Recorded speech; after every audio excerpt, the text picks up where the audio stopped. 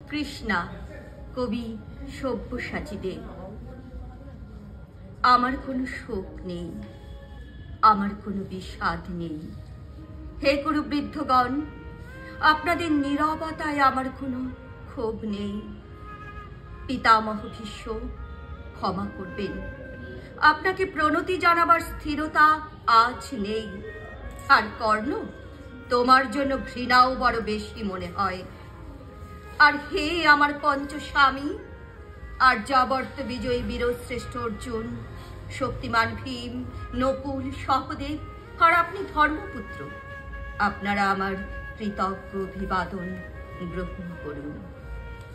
আমি সর্বকালন যজ্ঞভূমের অগ্নি থেকে আমার জন্ম, ধর্মাধর্মের ক্ষুরধার পথ আমার অজানিত। আর্যপুত্র, আপনার বিচার তাই আমার পক্ষে ধৃষ্টতা। আপনার কোনো বিচলন নেই। আপনার ধর্ম আপনাকে রক্ষা করেছে বিকার থেকে। কৃতজ্ঞতা জানান সেই ধর্মকে। ভীমসেন, তোমাকে আমি ভালোবাসা দেইনি কখনো, তাই তা ফিরেও চাইনি। শুধু তোমাকে আমার জিজ্ঞাসা ছিল ফাল্গুনী, ঊর্ধ্বাচারী মৎস্যের ছায়ালীন চোখের থেকেও দুর্লক্ষ কি দুর্যোধনের বুক? বলো, বলো সত্য করে, প্রেম নয়, শুধু পৌরুষের আস্ফালনই ছিল পাঞ্চালী বিজয়ের পটভূমি? কিন্তু মিথ্যা প্রশ্ন, আমি জানি তোমার কোনো উত্তর নেই, যেমন নেই কোনো ভালোবাসা। তোমার শুধু আশা আছে। কৈশোর থেকে তুমি জেনে এসেছ বীরভোগ্যা পৃথিবী আর রূপমুগ্ধা নারী। জেনেছ একদিন ধার্তরাষ্ট্রের হাত থেকে ছিনিয়ে নিতে হবে কৌরব উত্তরাধিকার।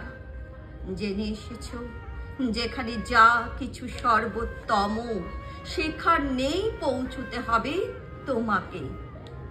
শুধু এই কুমারী লক্ষ্যের দিকেই তোমার দৃষ্টি ধনঞ্জয়, তাই অনায়াসে তুমি সরে যাও এক নারী থেকে অন্য রমণীতে। তোমার পূর্বপুরুষেরা যেমন একদা এক তৃণপ্রান্তরকে নিঃশেষ করে চলে যেতেন বনান্তরে, এই দ্রুত সভায় দাঁড়িয়ে আমাকে জানতে হলো নারী শুধু কয়েক প্রহরের বিলাস সঙ্গিনী, মণিময় হার, শত সহস্র তরুণী, দাসী, দান্ত, মাতঙ্গ, গন্ধর্ব প্রেরিত অশ্বযুথ, আর আমি পাণ্ডুপুত্র বধূ, এক পংক্তিতে দাঁড়িয়ে আমরা সবাই অপেক্ষায়।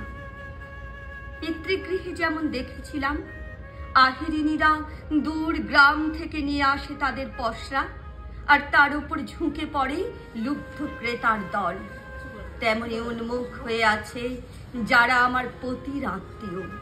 আর আমাকে, আমাদের বিলিয়ে দিচ্ছেন যারা, তারা আমার পঞ্চস্বামী। বিবাহের মঙ্গল সূত্র হাতে বেঁধে যারা একদিন আমার উপর নিয়ম সিদ্ধ করেছিলেন তাদের অধিকার। না, শুধু এই রত্নমণ্ডিত সভাগৃহেই নয়, আরো আগে আমাকে জানতে হয়েছিল আমার কোনো বাসনা নেই, নেই কোনো নিজস্ব ইচ্ছা। অর্জুন, প্রথম দেখার মুহূর্তে আমার হৃদয় দিয়েছিলাম তোমাকে, অথচ আমার শরীরকে প্রথম আলিঙ্গন করলেন ওই মহাভাগ যার খ্যাতি ধর্মপুত্র বলে। ইন্দ্রপ্রস্থের সৌধ শিখরে যখন আছড়ে পড়ত নববর্ষার জলধারা, যখন আমার কামনা ছুতে চাইত তোমাকে, আমার অনুৎসুক দেহকে তখন আকর্ষণ করত অন্য কেউ, যে আমার স্বামী। বসন্ত রজনীতে, কিংসুকের প্রমত্ত উল্লাস মুহূর্তে তোমার ব্যাকুল বাহু টেনে নিত আমাকে নয়, অন্য কোন যুবতীকে।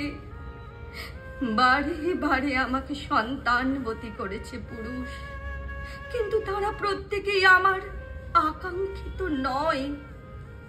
কোনো প্রার্থনা নেই আমার। কুরুবৃদ্ধরা বিলাপ করুন, জ্যেষ্ঠ পাণ্ডব প্রহর গুনুন, কোন পুণ্য লগ্নে ধর্মরাজ্য নেমে আসবে মাটিতে। ভীম, অনুগ্রহ করে স্তব্ধ হও। নকুল, সহদেব, বিচ্যুত হইও না অগ্রজের প্রতি অটল বিশ্বাসে। আর অর্জুন, অন্তঃপুরে যাও, সেখানে তোমার জন্য স্নিগ্ধ শরীর সাজিয়ে রেখেছে তোমার কোনো প্রেয়সী। শোক নয়, লজ্জা নয়, এই রাজগৃহে দাঁড়িয়ে আমি জানলাম প্রেম নয়, শ্রদ্ধা নয়, অধিকার নয়, নারী শুধু প্রয়োজনের। জানলাম এখানে কোনো ভেদ নেই ধর্মপ্রাণ যুধিষ্ঠির, শক্তিমান ভীম, প্রেমিক অর্জুন আর লোলুপ ধৃতরাষ্ট্র নন্দনদের মধ্যে। প্রতিকার চাইছি না, যা শুধু বিলাসের, সেই বস্ত্র ছিনিয়ে নেয় যদি কোনো দুঃশাসন নেই। আমি কাঁদছি না, চারপাশে ভাসানের ডিঙায় পশুদের উদ্দাম নাচের ভঙ্গি আমি দেখছি না, চারপাশে ক্লিপ্তের অক্ষম বিলাপ আমি শুনছি না। ধনুর্বাণ নেই, আমি ফিরিয়ে আনছি আমার জন্মের স্মৃতি, যজ্ঞের আগুন। দ্রৌপদী নই, নই পাঞ্চালী, নই ভরত কুলবধূ, আমি কৃষ্ণা, যজ্ঞাগ্নি সম্ভূতা, শুধু নারী এক।